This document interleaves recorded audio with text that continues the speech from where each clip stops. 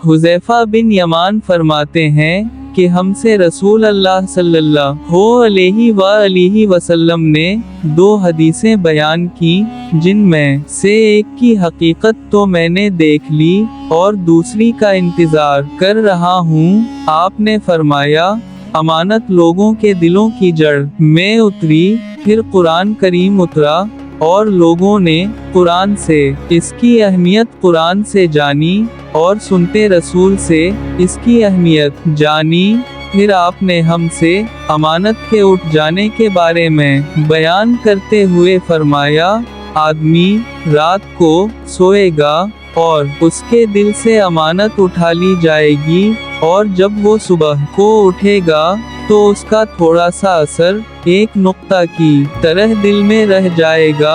फिर जब दूसरी बार सोएगा तो उसके दिल से अमानत उठा ली जाएगी और इसका असर खाल मोटा होने की तरह रह जाएगी। जैसे तुम अपने पाँव पर चिंगारी फेरो तो आबला फफूला पड़ जाता है, तुम उसे फूला हुआ पाते हो, हालांकि इसमें कुछ नहीं होता।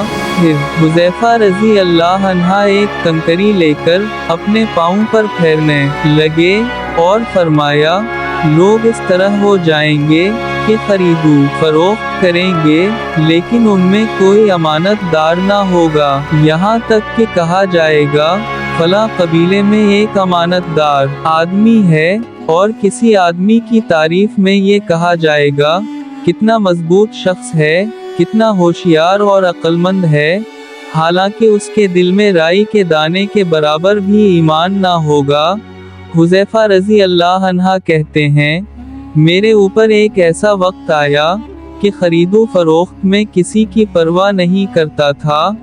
अगर मेरा फरीक मुसलमान होता तो उसकी दीनदारी मेरा हक लौटा देती और अगर यहूदी या नसरानी होता तो उसका सरदार मेरा हक लौटा देता। जहाँ तक आज की बात है तो मैं तुम में से सिर्फ फलां और फलां से खरीदो फरोख्त करता हूँ। तिरमिज़ी शरीफ हदीस नंबर 2179।